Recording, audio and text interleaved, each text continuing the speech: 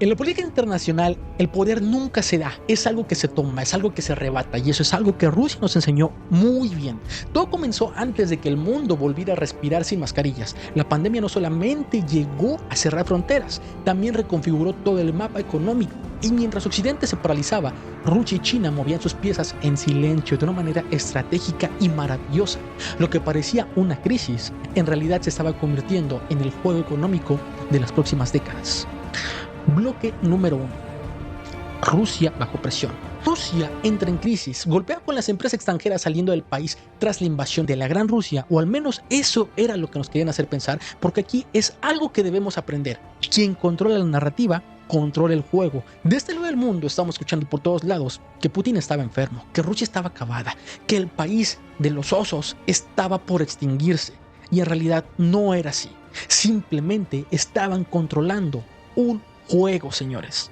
Tú escuchabas todo esto en los noticieros cuando en realidad del otro lado del mundo estaba pasando todo lo contrario, ya que como respuesta a todo esto, Putin hay un movimiento magistral que nadie se esperaba: nacionalización de industrias. Lo que parecía una compra forzosa de activos, en realidad lo que estaba haciendo Rusia era salvar a su país y tomar una gran oportunidad a un gran descuento. Recordemos que todas las empresas, ante la devaluación del sistema económico ruso, estaban perdiendo dinero, y entonces les convendría más vender toda la infraestructura a precio de remate con tal de ellos salvar un poco de dinero y así evitar mayores pérdidas. Esto se convirtió en el Black Friday ruso.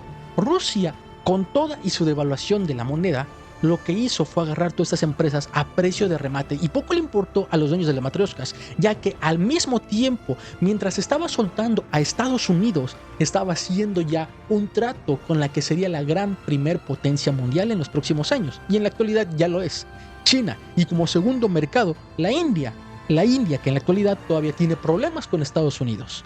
Lo que hizo Rusia fue redirigir toda su energía y materias primas hacia nuevos mercados, y el rublo se establecería como una gran moneda a partir de su devaluación. Moscú como tal daría una cátedra de cómo nunca debes doblarte, debes resistir, adaptarte y buscar nuevos caminos. Y Putin nos enseñaría que un hombre no ve pérdidas, sino adquisiciones disfrazadas. No debes de apostar a corto plazo, sino tener visión a largo plazo. Biden apostaría por reconstruir la industria de semiconductores en Estados Unidos con incentivos de más de 280,000 millones, como si fuera un guión de película futurista. ¿Y a qué me refiero con esto? Estamos hablando del programa Stargate, que anteriormente era un programa abordado por la CIA para poder hacer espionaje a partir de conexiones psíquicas, conexiones a distancia, poder espiar a tus enemigos con conexiones psíquicas. En la actualidad es el mayor programa de tecnología, ya que es la mayor inversión para reconstrucción de fábricas, reconstrucción de chips, todo en Estados Unidos, para poder controlar la robótica, la defensa, las comunicaciones y la inteligencia artificial. Pero este gran proyecto como tal presentaba una gran debilidad: faltaban chips. No sé si ustedes recuerdan, pero durante pandemia tuvimos una gran crisis de autos nuevos, ya que faltaban chips para poder terminarlos, ¿no? Y Estados Unidos sabía que si quería seguir siendo el rey del mundo en economía, que todos dependieran de él, tenía que controlar la industria del futuro, la tecnología, la defensa, los satélites, autos eléctricos, todo lo que sea impulsado por inteligencia artificial. Y aquí es donde tenemos grandes empresas en las que tú debes empezar a mirar si quieres poder sobrevivir en el futuro. Ahora, para poder eliminar toda esta debilidad de dependencia de los chips, tendría que sacar de la jugada a Taiwán. Taiwán, siendo el proveedor número uno de esta industria, estaba siendo hostigada por China porque ya la quieren invadir, y Estados Unidos también sabía que presentaba una gran debilidad. Por lo tanto, en la jugada actual sabemos que Trump obligó a todas las empresas a regresar a Estados Unidos. Esto con el fin de eliminar esa debilidad y seguir siendo el rey y que todos dependan de él. Ahora, aquí es donde entra otra gran debilidad que en la actualidad Estados Unidos presenta: los recursos en cuestión de tierras raras. Las tierras raras como tal son toda esta materia prima que se usa para la fabricación de chips. Y esto, China domina el 70% del mercado mundial. Y quiero que guardes este pequeño dato, porque esto lo vamos a explicar a detalle un poco más adelante, de por qué afecta y cuál es la jugada en los próximos años. Bloque número 3. Rusia, sin acceso a tecnología occidental, apostaría por China para suplir todo lo que es la maquinaria de microchips y financiamiento, ¿no? China encontraría en Moscú un socio energético barato, estratégico y que le aseguraría lo que sería la compra de petróleo y gas y materiales críticos durante la próxima década sin sentir la amenaza del país de las barras y las estrellas. En paralelo, China aceleraría sus propios programas de semiconductores, tratando de romper el dominio de Taiwan Semiconductor y ASML. El movimiento como tal fue claro. Mientras Biden levantaba muros tecnológicos, Putin y Xi construirían túneles debajo de la Gran Muralla. Bloque número 4. La OTAN se acercaba cada vez poco más a Rusia y como respuesta, Rusia invadiría a Ucrania. El conflicto bélico como tal crecía día tras día, ¿no? Sin duda alguna todos sabíamos que Rusia llevaba las de ganar tan solo por el inmenso país que es, por la gran historia que presenta Rusia y por el poder de la milicia que ellos poseen. Sabíamos que los osos rojos iban a destruir al país ucraniano y en un intento como tal de debilitarlos indirectamente, expulsarían a Rusia de los bancos SWIFT, buscando aislarlo financieramente y así dificultar el financiamiento de la guerra contra Ucrania. Pero este evento como tal no solamente afectaría a estos dos países, siendo Rusia y Ucrania de los mayores exportadores de fertilizantes del mundo, todo lo que es a base de nitrógeno, fósforo o potasio, provocaría que los precios se elevaran más del 100% en cuestión de días. Y esto lo pudimos ver reflejado en Brasil, que es el proveedor de los más grandes en América Latina en cuestión de fertilizantes, ¿no? Provocando que los agricultores no pudieran mantener sus cultivos. Y esto lo pudimos ver reflejado tan solo en México, en el consumo de la tortilla, donde hace un poco más de año y medio sufrimos escasez de tortilla en México. Y aunque el gobierno quería obligar a los agricultores a seguir manteniendo los mismos precios, para ellos no era sostenible. Tan solo póngase a pensar que antes de este gran conflicto, la tonelada aproximadamente de lo que era de abono estaba en unos 8,000 pesos. Y en cuestión de días se triplicaría. Llegaría arriba de los 24,000 pesos, provocando que los agricultores simplemente ya no quisieran arriesgarse a poder sembrar esto, ya que les presentaría más pérdidas que ganancias. Y así es como un conflicto geopolítico afecta directamente a tu mesa. Bloque número 5.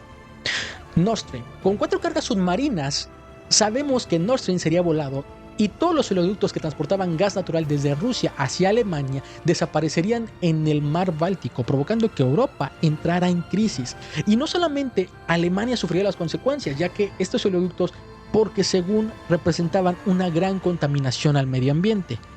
Eso es lo que nos quieren hacer pensar. Eso es el control de la narrativa. Desde hace un par de décadas habíamos escuchado por todos lados, por todas las noticias, que lo nuclear era lo peor. Esto en sí simplemente era para poder seguir vendiendo petróleo. Hoy sabemos que la energía nuclear es la energía más confiable y segura para el futuro. Entonces, ¿qué es lo que sabemos de esto? Que si quieres invertir energía, fíjate en el futuro, fíjate en lo nuclear. Ve lo que están diciendo en las noticias, analízalo y simplemente piensa, ¿esto a quién le favorecería? Y ahí es donde tú debes invertir, no en lo que te están tratando de vender. Estas personas me están diciendo esto porque quieren que yo esté mejor o porque ellos van a ganar más con esto. Así es el juego, señores. No te enojes, no critiques, apréndelo y úsalo a tu favor. Como tal, ante esto, Europa simplemente se hundiría en una crisis enorme, grande, energética. Sufriría una inflación que dices, wow, porque Europa se quedó sin energía.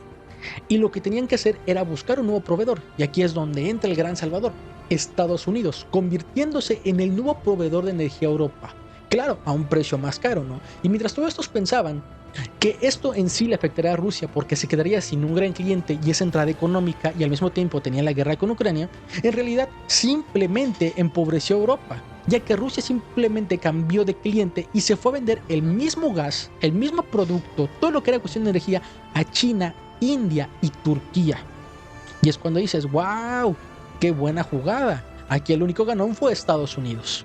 Bloque número 5. El control de tierras raras. En la actualidad sabemos que China controla el 70% de tierras raras.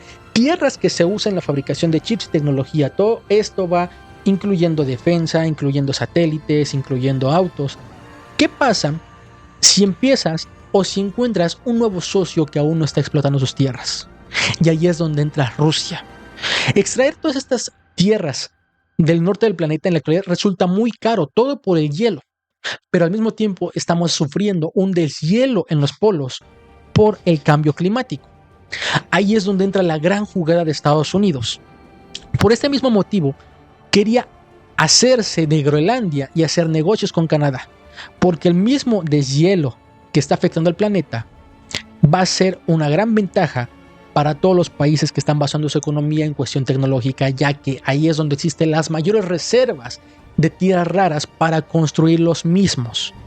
Entonces les digo, ya ven que no solamente se trata de ver lo que dicen las noticias, sino ver o preguntarte qué es lo que ganan ellos.